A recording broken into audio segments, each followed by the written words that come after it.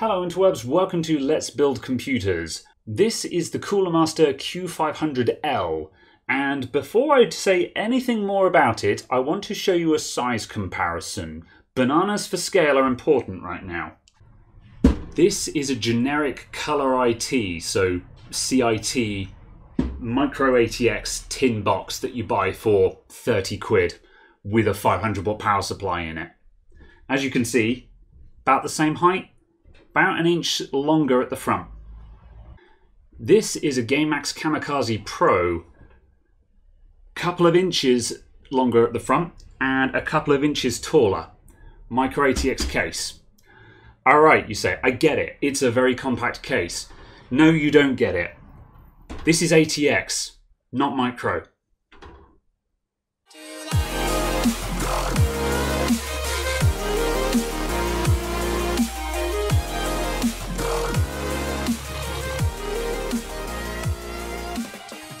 So, the Q500L, it's an ATX case that is smaller than most micro ATX cases. That's the hook. As you all know, I love compact cases, but what I don't like is that compact cases that you can't fit anything in.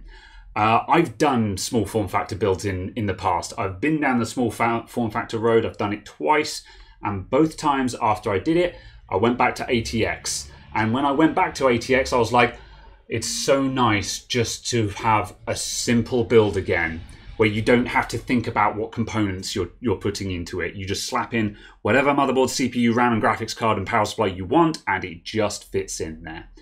So this chassis gives you all of those advantages of the zero compromise ATX build in something that is smaller than most of the compromising micro ATX chassis. Now, it bears mention that there's actually a decent choice in micro ATX motherboards these days, or at least there is at the moment. It seems to go up and down. However, the MSI Max series, so for example, the Mortar Max, are offering some fairly decent micro ATX motherboards right now. But you still don't get anywhere near the kind of choice that you get if you're going ATX. So one of the things that I often say to builders who are either doing their first computer or who are just building out for the first time, they say sort of, oh, what about micro ATX? I'm like, don't unless you really want to, or especially with ITX, I say don't unless you really want to, ATX is just simpler. And with a case like this, you can do all of that and get the small size as well. Right, okay, I've gushed about the size of it. I'm going to stop gushing about the size of it now. Let's get into it. So, the price. This thing is 65 quid on Amazon UK or $60 Amazon.com, so it's really cheap in America. And for your 60 bucks, which is obviously really cheap for a case with a premium brand on it, Cooler Master have been around for donkey's years, and I'm an old Cooler Master fanboy. I still own an ATCS 201B. Hands up in the audience, anyone who knows what that is. So I have been wanting to get back into Cooler Master for quite a while, and my friend Hugh is building up another computer for testing stuff in. He wants to test the NVIDIA Smart Audio RTX filter thing, all of that lark. Building up a computer for it. And I said, can we build it in a Cooler Master? And I said, what about this Q500L? And he said, hey, that looks cool, let's do it. So let's open it up. Now, it's really well priced at 65 quid, $60. That's a cracking price for a premium brand case. However, the problems begin with this side panel that I'm taking off. The side panel is plastic. It's not tempered glass. Now, tempered glass is not a gimmick. Tempered glass is really freaking good. The problem with plastic side panels like this is that it's the cheapest plastic. This is 1,000 plastic shopping bags laminated together. And this thing will scratch if you give it a hard look. And you could say, that's fine, I'm not going to touch it. But the problem is, if your cat jumps up on your desk and butts his head against your computer because it's warm, he'll leave a scratch on it. That's how badly this will scratch. So that's a bit of a shame, because for the same 65 quid, you could buy that Kamikaze Pro case that I put side by side with this. And that GameMax Kamikaze Pro, that's got tempered glass, and it comes with 4 addressable RGB fans as well. So bang for buck, ain't looking so hot so far. Plastic window aside.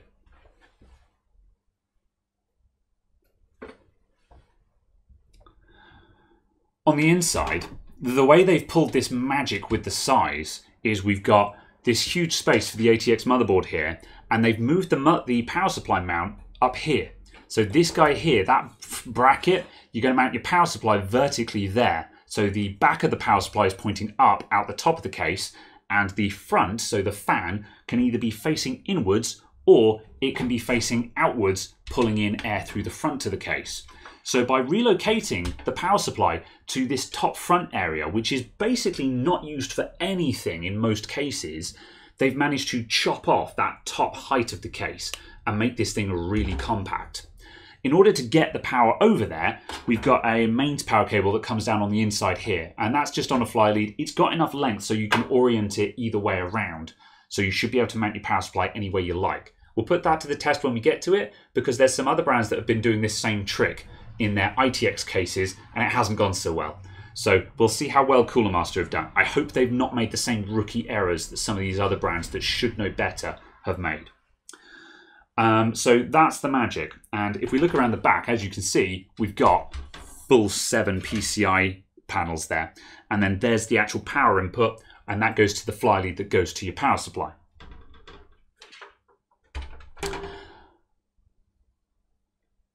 The top and front panels literally just have these big magnetic dust filters on, which is kind of rad. Like they haven't gone with any kind of fancy front panel design here. They're just like, just slap a filter on that boy, she'll be right. And these filters have got this cool Cooler Master design on, which I think looks cool. I think that looks really modern and swish. This is a very minimalist case, and I like it. And on top, it's just metal. It's just a tin box. Even the bottom, just a tin box. That's it. And what they've done is they've put tactical holes in all over the place on this thing. And some of these holes, like here and here, for example, line up so you can mount fans on there. So you've got fan mounts on the top, fan mounts on the front, and fan mounts on the bottom. And because your power supply isn't down there, you can basically just put your fans wherever you want. And the back panel has these rubber feet on it. So the screws for this back panel double as feet. So what you can also do is you can mount it desktop like that and just have a case that sits on your desk. And then that means that you can have intake fans over here blowing onto your graphics card, and then your exhaust fans here blowing out the side. And you can go for a through flow thing and just forget about the front altogether. In terms of fan sizes, you've got 120 and 140mm fan mounts on the top, front, and bottom. So you can stick in dual 120 or dual 140mm fans on any side of this case. So that is going to include radiators as well. For clearance, the power supply bracket, this guy on the top will clear a pair of fans at the top. You're not going to be able to fit a radiator up against that guy. However, this bracket can actually be removed and lowered down and put at the bottom. So if you wanted to top mount your radiator, you can move this guy down, or, well, you could move it wherever you've got space. That's the thing. Because this guy just screws in, you can just move it to wherever it will fit. By just sticking holes all over this thing, they've added the versatility to just reconfigure it in any way you want, which is pretty rad, I think. And they've also put this tactical hole here as well. And I suspect that is there specifically so you can run some fan cables through it. And if you want, you can externally mount your fans on top of the case, blowing in whatever direction you want as well. Now, obviously, that's not going to look pretty, but if you don't care about looks and you just want to bolt fans all over this thing, you can do that. They've put it there and they said, look, there's a hole. You can use it or you don't have to use it. It's up to you. And if you're not using it, you stick a mesh cover over that. Bam, done. It's gone. It's really smart. They've put this stuff in there. It's completely optional, and if you don't want to use it, it's not even visible. It's really cool. So that is the fan mounting and cooling options. So if we spin it round and look on the inside, I'll just take off the back panel here. you can see our power cable going along the top of the case here to where the power supply will mount. And then we've got 2 hard drive mounting plates. So those will take 3.5 or 2.5 inch drives respectively. And in fact, could you stick 2 SSDs on that? By Jove, they're mad lads, you can.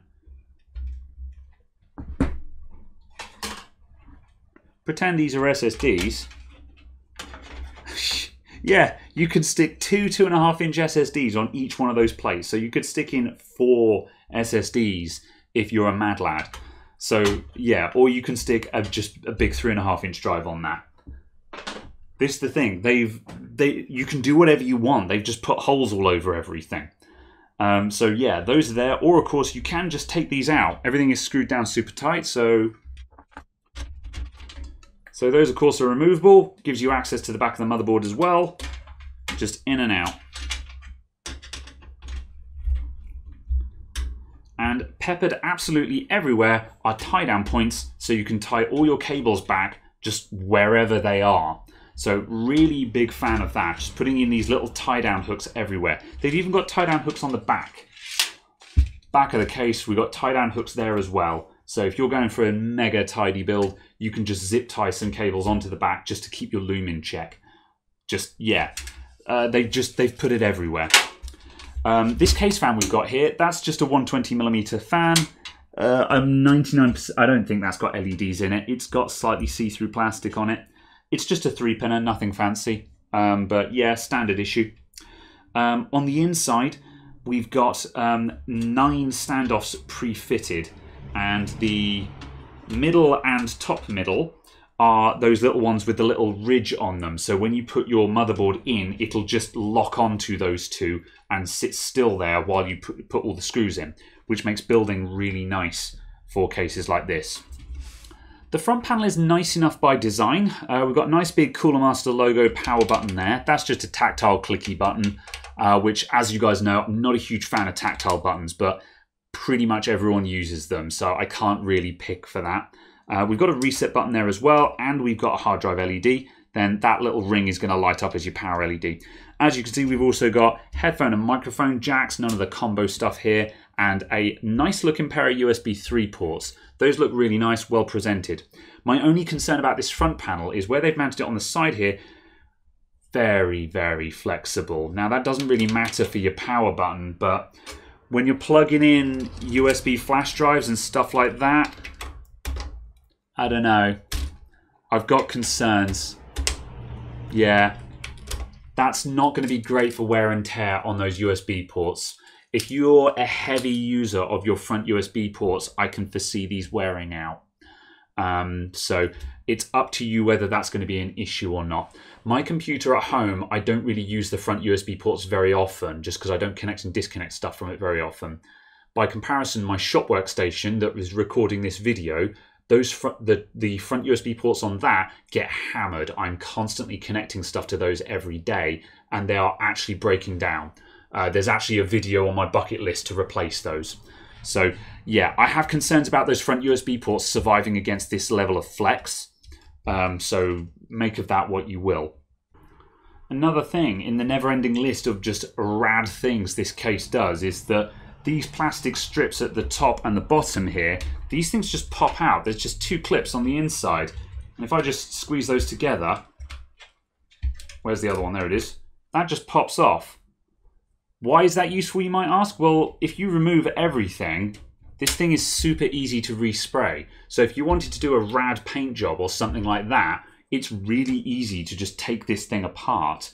The only thing that you'd be left with is just the 4 basic panels that are riveted together. So I can just stick those back on. Done. Even the front panel here, we've got 4 screws for this thing. We've got one there, and then 2 behind that front panel. And then this guy will unscrew, and you can actually move it around and mount it at the top or the bottom.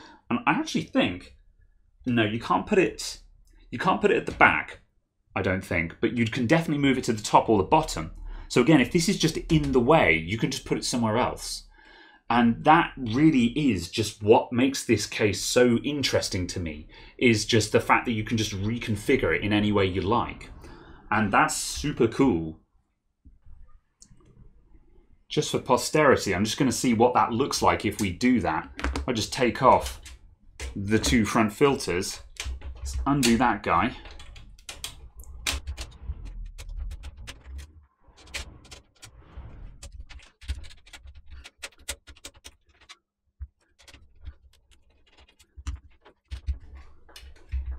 And Shazam! There's your front panel. So we can move that up to there now. And you might be going, oh, but what are you going to do about the window? Well, that window is a square, my dude. So we can just turn the window around.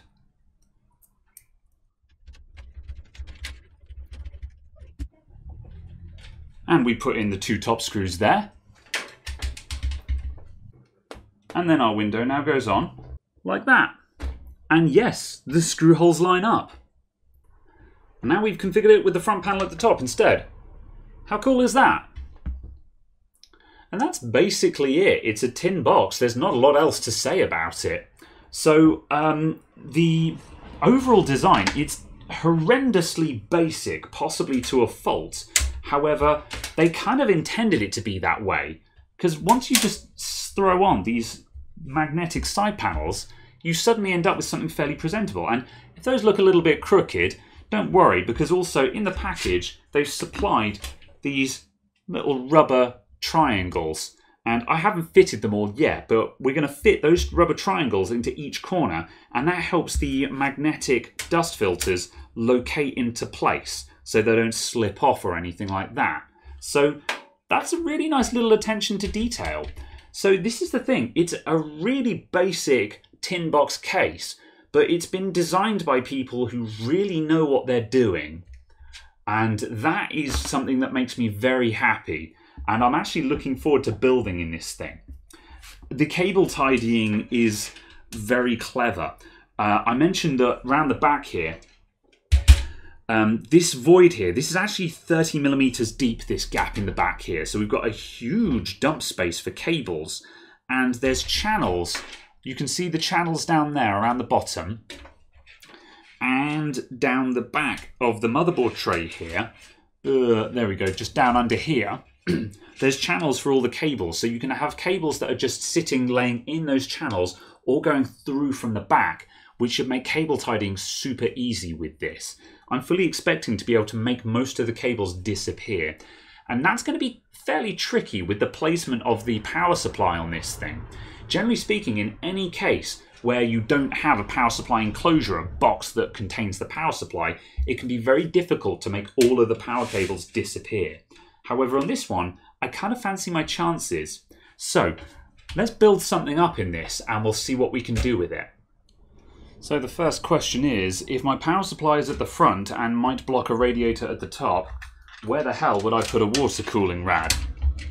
Now, I don't need to water cool this build. I've got an air cooler that I can stick on it, but I would be remiss in my duty if I did not actually check. So how do water cool in this thing?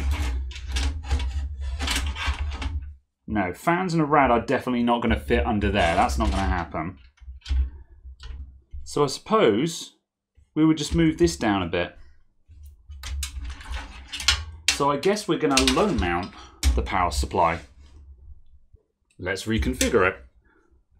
There's 4 screws at the front.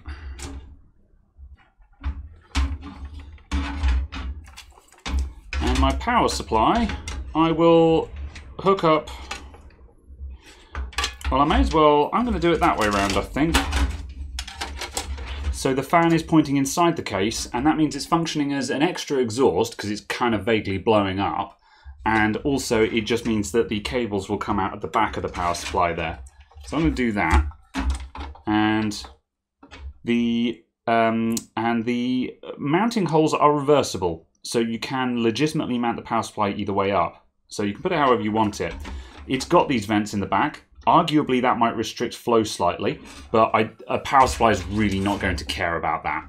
So you can basically mount this as and how you please at no cost.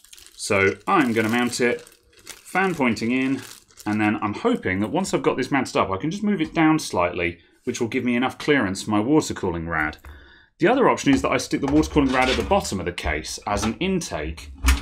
So, you know, that seems like an option, although I don't, while I want to say that I don't want my graphics card getting a warm air intake directly from the rad. But that's how it would be if you have a front mount rad anyway. And front mounting is normally my first choice. I like front mount rads.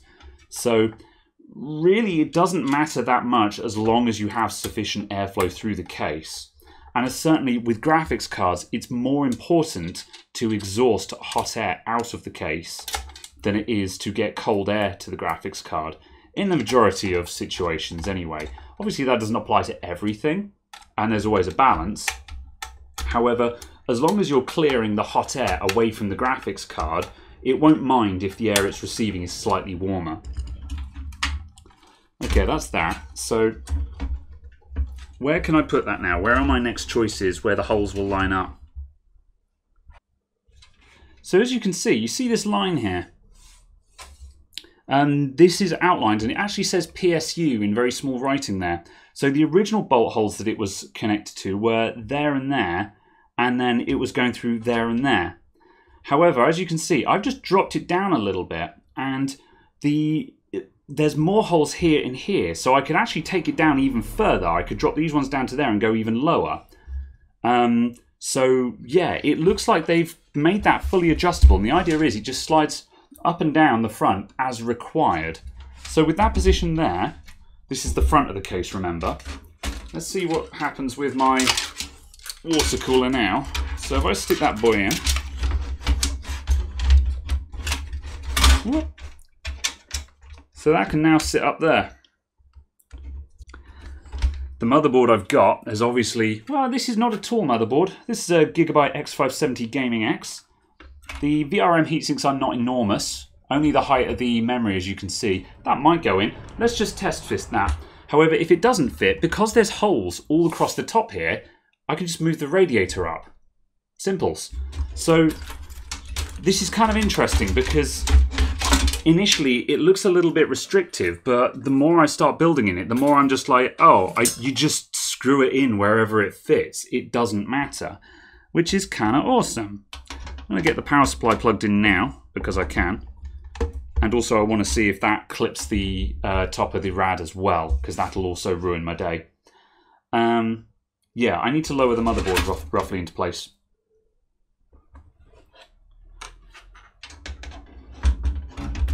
Whoop. Whoa. This motherboard looks enormous going in, but it is just normal ATX.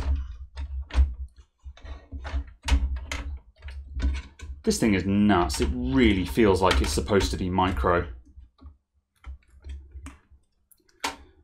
Right, how are we doing on this thing now? Oh, just gonna let it drop. Please don't scratch up the board.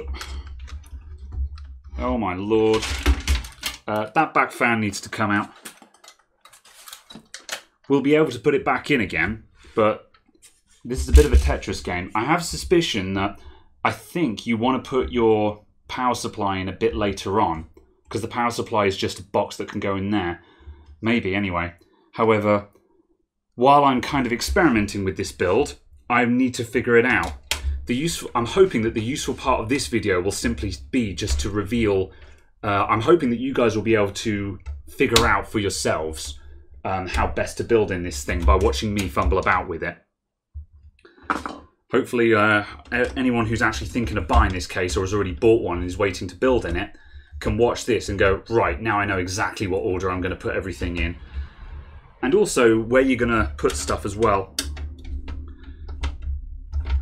I would love to do additional work with this where I demonstrate, like, I see if we can fit the power supply down the bottom and things like that.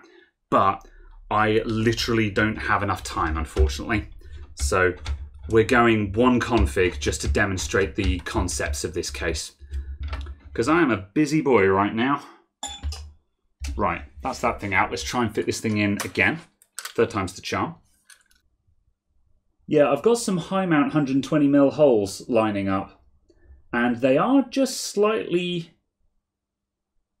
And looking at the pattern, they're deliberate. There are just some holes that are just lining up for this high position. And that is going to clear modestly tall VRM heatsinks as long as they're not crazy. And also, as you can see, we are clearing the RAM slots by a hope and a dream, but we are clearing them. So that's pretty good. However, this does put the hoses there. Can I still go for my usual vertical mount there? That could go in. That'll make that turn. Yeah, that'll work. That'll work. Yeah. Ugh. It fits. It works. However, if you had a super long power supply in this power supply is 155mm long-ish. So this is a quote-unquote normal-sized power supply. If you put in a big-ass... Like, normally when I do test builds, I would probably throw in my Antec 1000 or something like that, or my Game Max 1050, which would probably be about that long. So obviously, if you had a big boy power supply, you would have to go for the high amount options. But that's the crazy thing, is that look at this. We've actually got space for the big boy power supplies in this thing. So, and if you have got a big boy power supply, let me get a big graphics card.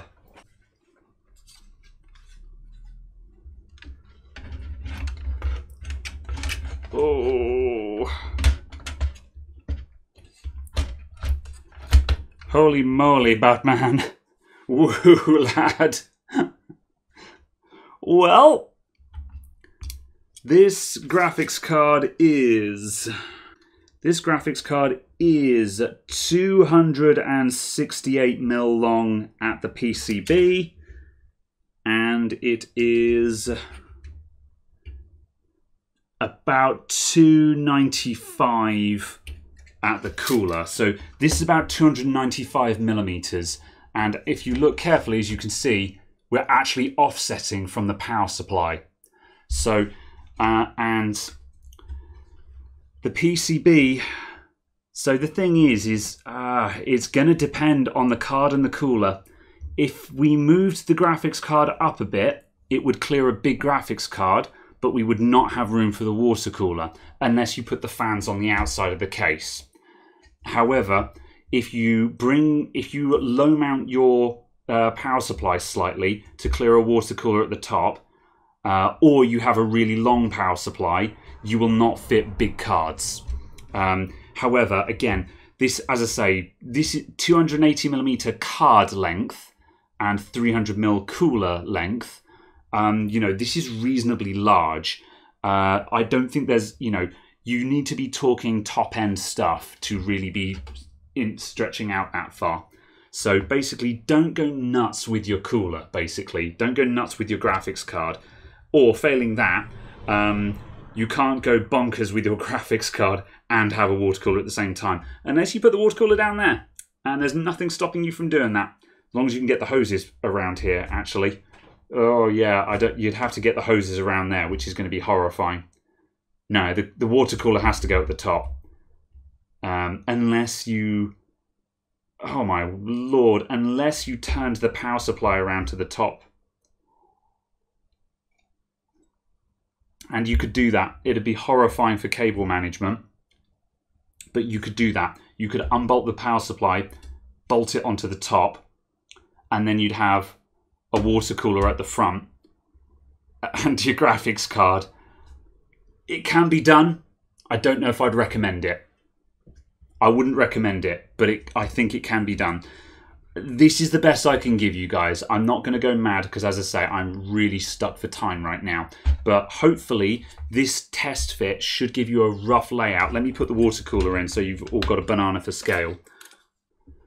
There you go. A super rough fit. That is a 240mm radiator with fans on it, a 155mm long power supply, and a 300mm long graphics card fitted at the same time.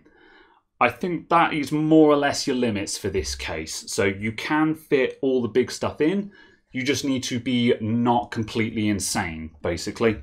However, getting all of that into something that is smaller than a typical micro ATX case, I think that's pretty spectacular. There's not a lot of other cases that can do that. So, right, now I'm going to take it out and I'm going to fit everything up for real. We're not putting this graphics card in it, just because I've got a different graphics card that I'll fit that is a little bit more realistic. Unless you guys want me to stick the palette in it, there's nothing stopping me. Sure, we're putting the 980 in it.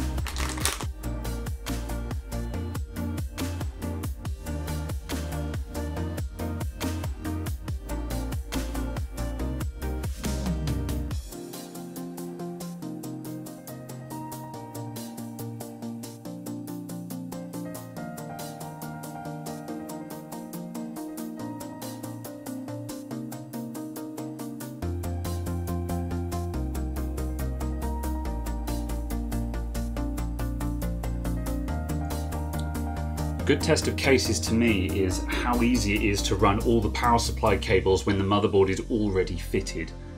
Because if you've got to take the motherboard out or loosen it to get some cables around it, then that makes the build a pain in the backside. However, right now I'm doing all of this while talking to the camera, no problem at all. So plenty of room, and I always like cases with a lot of venting on top because you can look through the vent and see where you're trying to plug things in. Although of course that's only really useful when you're recording a video and you're trying not to do this. So yeah.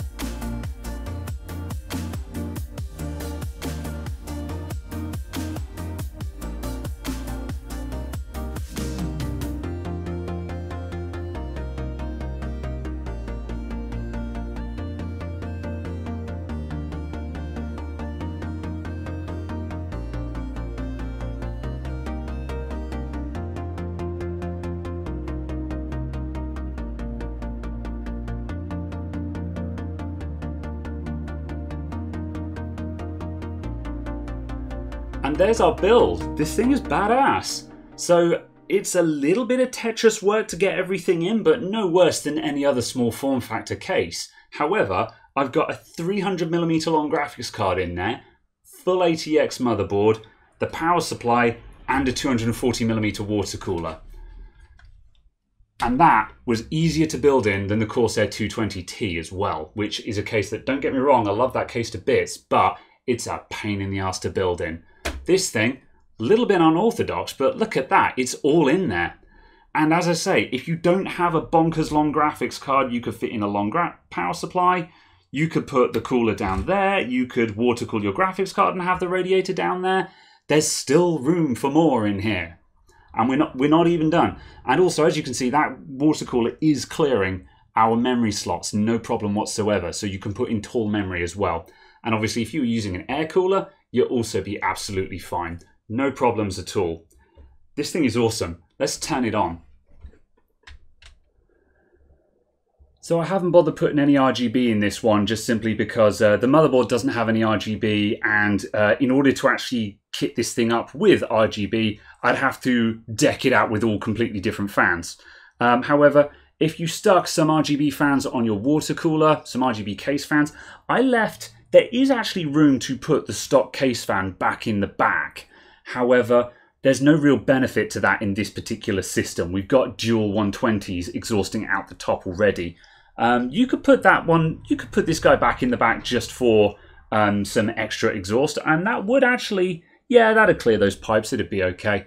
I'm not going to bother putting that in just because of time constraints. However, you could fit that back in there. And then, as I say, with some LED fans in there, you could stick an RGB strip around the bottom and front, no problem at all. You could illuminate this thing on the inside quite easily if you wanted to. This thing kind of feels like more of a utilitarian build. So it doesn't seem, I don't feel like I need to do that with this case. That doesn't feel like the kind of deal. But if you wanted to light this thing up, you absolutely could. So building wise, it felt very strange building in this. I had to think about the order in which I ended up building it in much the same order I would build any computer anyway. It felt like I needed to think it through more, but when it came down to it, it was exactly the same. Stick your motherboard or your power supply in, whichever way around, doesn't matter. Build it all up, connect it all up, put on your cooling system, and you're more or less there. Because I've got an M.2 SSD in here, because never not, I didn't need to worry about running cables to the back. However, putting in a 3.5 or 2.5 inch drive at the back, that would have been no problem at all. And there's holes, because there's holes all the way around all three sides of the motherboard. There, you could run a SATA cable anywhere, basically. And you know, wherever I wanted to thread a cable to the back of the case or back into the front of the case, just wherever I wanted to go, there was a hole there. You know, so this is as opposed to a lot of other cases. And again, comparing to the Corsair 220T, which is another small ATX case, that one, there were places to run cables, but you had to run all those cables before the motherboard went in. And if you had already fitted your motherboard and you suddenly realized you needed to run another cable, that motherboard was coming back out, you know, or at the very least you had to loosen everything off so you could lift it up and get the cable underneath it. Ooh. This guy, no such problems. You know, I was going all around the sides of the water cooler, no trouble at all. It's easy to build in, and that's saying something for such a compact case. I'm astonished at how easily I managed to put in big components here. A 280mm water cooler, you could get that in there. You're starting to really push your luck now, though. 280mm water cooler, I'd be really worried about that clearing the VRM on the motherboard. I wouldn't try a 280mm water cooler in this. Stick to 240. In the vast majority of CPUs, a 240mm rad is absolutely fine. I'm overheating for some reason or other, so because the fans have just ramped up.